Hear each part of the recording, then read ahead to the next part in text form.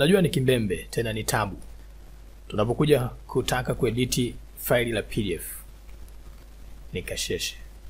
Na sio kama program hazipo, no. Program zipo nyingi, lakini zinakuhitaji wewe ulipie. Nyingi ni za biashara. Leo tumekuletea dawa, tena bure kabisa. Twende.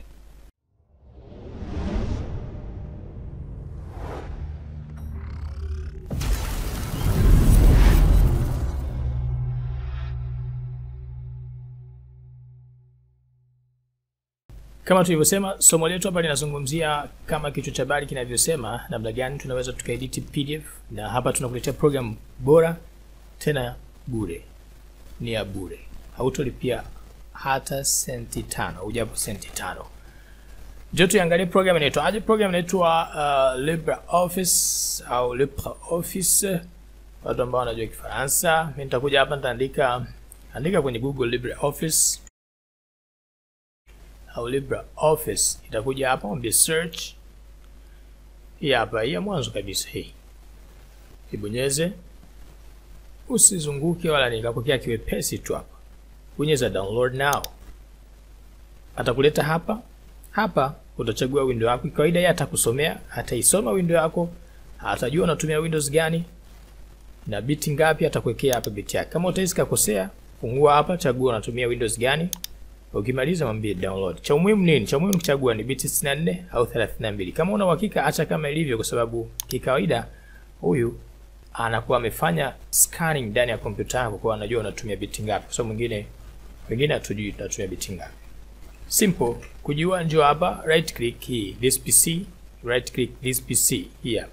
Right click, mwambie properties. Huku utaoneshewa unatumia, huku ukifika utaoneshewa unatumia biti ngapi. Soma hapa. Nakwambia system type ni bit 64.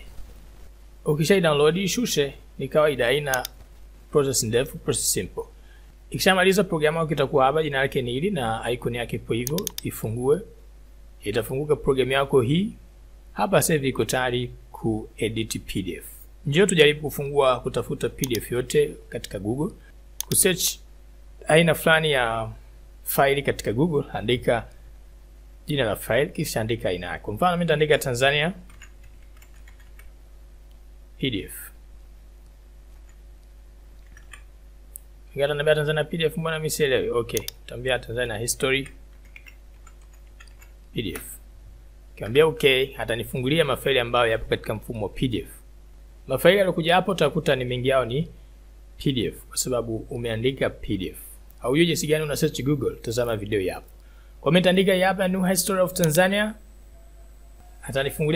Atanifungulia faili hili hapa. Linaonekana lina mzunguko tulihitaji. Mimi nitaandika hapa kuondosha mzunguko huu wote, nitamweka .pdf. Kaniletea hapa PDF moja kwa moja, taambia download. Hii hapa pembeni. Information note Tanzania in PDF, mbia save. Kani save here. Ukimaliza kazi, njoo tuiangalie je program yetu inaweza kuedit PDF. Basi na kuambiwa ujisajili, sijui ulipie pesa, sijui uende wapi, urudi wapi. Njoo tuangalie. Mimi nifungua program hapa ilipo inaniambia file liko wapi. Kwa njoo hapa chagua file sehemu ilipo, nitaambia open file.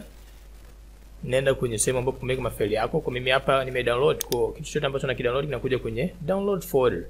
Isipokuwa kama wewe mwenyewe utabadilisha. Kwa nenda ulipokusudia, select file letu ni hapo, nitaambia open. Nitaisubiri load, kisha siku file ile hapa. Hii ni PDF. Ikawaida PDF huwezi kuedit.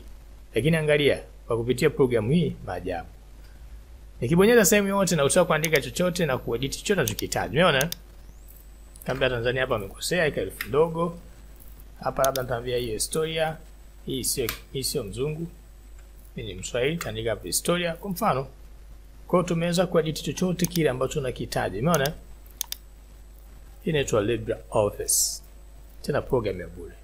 Usiondoke, subiri hatujamaliza somo. Maana kuna mtu mwingine akiona kitu kimefanya kazi tu, huyo kashata anakimbilia sehemu nyingine. No. Utakosa uono. Tuendelee na kazi. Unajua una save vipi kazi yako? Hujui, alafu unataka kuondoka. Okay, mbele yako hapa mkokea vikolokolo kibao, una uwezo wa kuzidisha unachokihitaji. Una uwezo wa kuchora, ukapaka rangi, ukafanya chochote kile ambacho wewe mwenyewe unakifanyaje? Unakipenda. Kwa mfano nataka nibadilishe rangi ya maneno, njoo hapa, maneno rangi zake hizi hapa, rangi ya maneno ya hapa, chagua rangi ambayo unaikusudia, labda hii. Unakuta maneno yafanyaje? Yamechange rangi. Una vitu kibao. Kifupi hapo unaruhusiwa kuedit unachokihitaji. Unaruhusiwa kufanya chochote kile ambacho unakihitaji kwenye hii, pamoja kuwa ni PDF, ambapo ukifungua PDF kawaida haikuruhusu kazi hiyo. Sasa PDF haijatengenezwa kueditiwa. Umeona? Simple. Hujapata tab yote. Take care. Kuna kipindi unaweza kupata tabu katika kuedit. Sababu ni nini? Umechukua PDF ambayo ilikuwa ni picha, yani file ambayo ilikuwa ni picha likaingizwa kwenye PDF. Mafaili kama hayo mara nyingi yatakupa tabu. Ukipata bahati fanya hivi.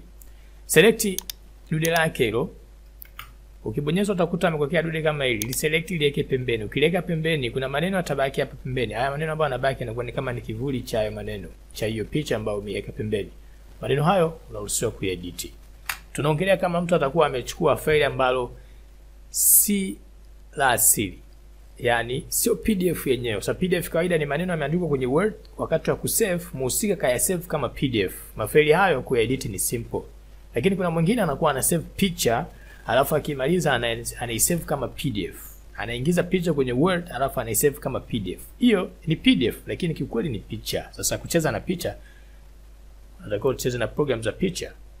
Kiwepesi kwa program hii ndio utafanya njia hiyo. Maana yake utakokota ile faili, hiyo picha yako utaiweka pembeni. Inakusumbua?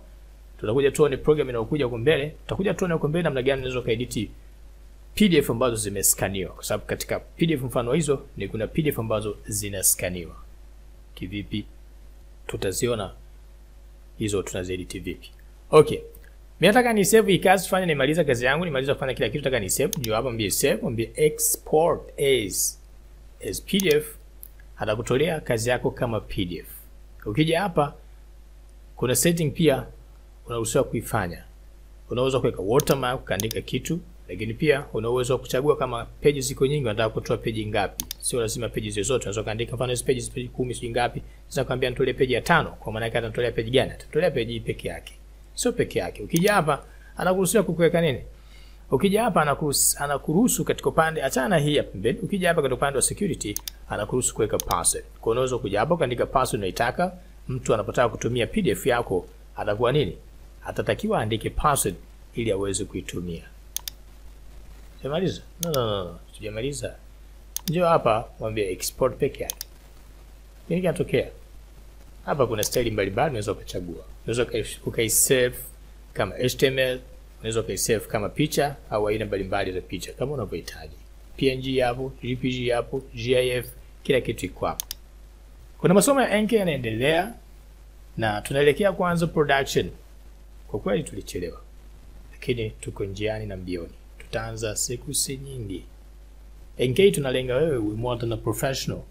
Sasa hivi ICL imechange, unajua hiyo? Inaitwa digital transformation. Take care. Usiwe kama wale watu ambao wamelala miaka 300 pangoni, walipoamka wanaenda sokoni na senti za zamani, senti 10. Wakati kumbe wa Tanzania sasa hivi wanatumia shilingi. Wakawashangaa vipi? Mbona tuelewi? Wanaitoa watu wa pangoni. Ashabul Kahf. Na wewe ICDL yako hiyo imepita. Usije kuganda nayo. Umebeba mkaratasi wako, unasema nimesoma kompyuta, unaonesha chetiko kime expire. Unataka kujifunza digital transformation? Ingia hapo chini. Mwambie niongezee Photoshop. Katika masomo ya ICDL mapya hivi sasa wameongeza kitu kinaitwa Photoshop. Kuna masomo wameondoa na kuna masomo wameongeza ili uimarike.